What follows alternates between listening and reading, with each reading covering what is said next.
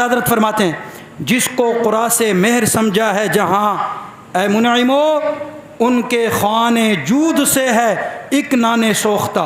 अब मैं आपको समझाने लगा हूँ, तवज्जो से सुनिएगा। सूरज है ना, सूरज, आला हज़रत फरमाते हैं कि तुम ये समझते हो कि सूरज में बड़ी चमक धमक है और सूरज पूरी दुनिया को रोशन कर रहा है और सूरज की वजह से पूरा जहान रोशन है। आला हज़रत फरमाते हैं फिर हमने जब रुख़ मुस्तफ़ा की तरफ देखा ना तो फरमाया हमने देखा कि मुस्तफ़ा का दस्तरखान लगा हुआ है। इस शेर का मतलब समझा रहा हूँ। फरमाया मुस्तफ़ा का दस्तरखान लगा हुआ है। फरमाया वहाँ बहुत सारी रोटियाँ रखी हुई थी और उन रोटियों में एक जली हुई रोटी थी। फरमाया ये सूरज वो जली हुई रोटी है, ये सूरज वो जली हुई रोटी है। फरमाया मुस्तफ़ा के दस्तरखान की जली हुई रोटी का ये आलम है कि वह पूरे जहान को रोशन कर रहा है। तो फरमाया जो बिल्कुल तंदुरुस्त रोटियां हैं उनकी शान का क्या आलम होगा। ये आला हजरत हैं। ये कौन है? सारे बोले इश्को मोहब्बत, इश्को मोहब्बत, ऊंचा बोले इश्को मोहब्बत, इश्को मोहब्बत। जिसको किसी से मोहब्बत होती है ना, जो शुआरा होते हैं ना, शेर लिखने वाले, वो अपने महबूब का तज़किरा करते हैं, चाँद से तशबीह देते हैं, सूरज से तशबीह देते हैं, कभी किस तरह जिक्र करते हैं। तो आला हज़रत ने सूरज का तो जिक्र कर दिया और एक जगह आला हज़रत ने सूरज का जिक्र करते हुए फरमाया था ना, सूरज उल्टे पाँव पलटे, चाँद इशारे से हो चाक, अंधे नजदी देख लें कुदरत रसूलुल्लाह की। तो अब आप चाँद का तज़किरा कर रहे हैं, ये देखो आप चाँद का जिक्र कर रहे हैं हुजूर की मोहब्बत में। कैसे तज़किरा करते हैं? सुभान अल्लाह कहें तो मैं अर्ज़ करूं। फरमाते हैं बर के अंगुश्ते नबी चमकी थी उस पर एक बार, आज तक है सीना माह में निशाने सोख्ता। फिर एक दफ़ा ये शेर सुने। फरमाया बर के अंगुश्ते नबी चमकी थी उस पर एक बार, आज तक है सीना माह में निशाने सोख्ता।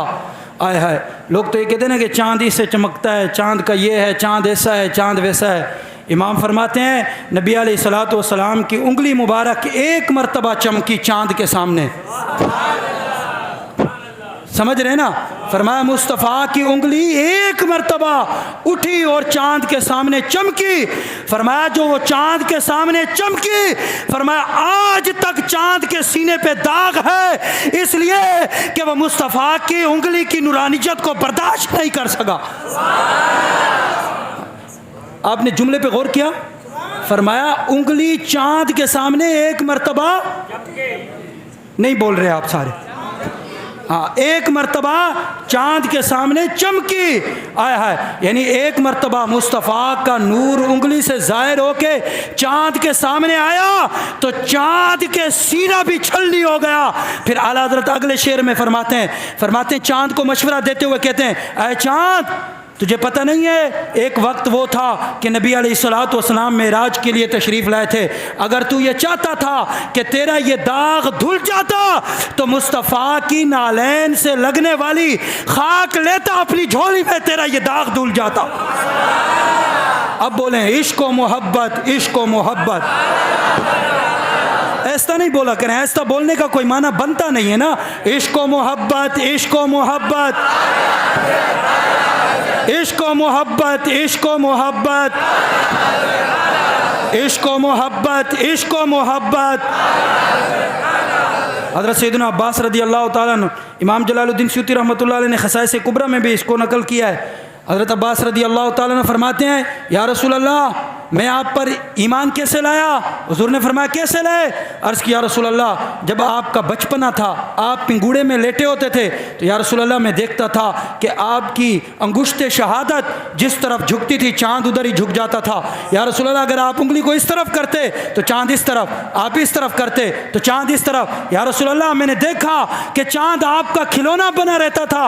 अल्लाह अकबर। मेरे आका अलैहिस्सलातु वस्सलाम ने फरमाया ऐ मेरे चचा, फ़कत इतनी बात नहीं थी, आपने फरमाया जब मैं अपनी माँ के बतन में था, फरमाया कि जब लौ पर कलम चलता था, और फरमाया वो कलम जब लौ पर लिखता था तो फरमाया उस कलम की आवाज़ को मैं मोहम्मद अपनी माँ के बतन में सुना करता था। और आपने फरमाया कि जब चाँद झुकता और जाकर अल्लाह की बारगाह में सजदा करता और जो वो तस्बीह करता था वो भी मैं अपने माँ के पेट में सुना करता था। हज़रत अब्बास अर्ज़ करते हैं या रसूल अल्लाह, वो जो मैंने आपकी उंगली को उठता हुआ देखा ना कि आप उंगली इस तरफ करते तो चाँद इस तरफ, उस तरफ करते तो चाँद उस तरफ, आप इस तरफ उंगली ले जाते तो चाँद इस तरफ, या रसूल अल्लाह जब मैंने देखा तो मैं समझ गया आप कोई आम बंदे नहीं हैं, आप अल्लाह के नबी हैं। मैं आपका कलमा पढ़ के आपकी उम्मत में शामिल हो गया। अल्लाह अकबर। इसका तर्जमा इमाम अहले सुन्नत ने किया है। इमाम अहले सुन्नत बोले, आप फरमाते हैं चाँद झुक जाता जिधर उंगली उठाते माथ में क्या ही चलता था इशारों पर खिलौना नूर का। ऊंचा कहना सुभान अल्लाह। फरमाया क्या ही चलता था इशारों पर खिलौना नूर का।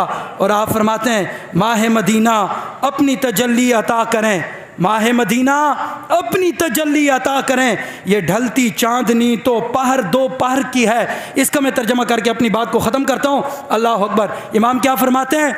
इमाम फरमाते हैं, ये शेर मैंने पहले भी कई मरतबा पढ़ा है।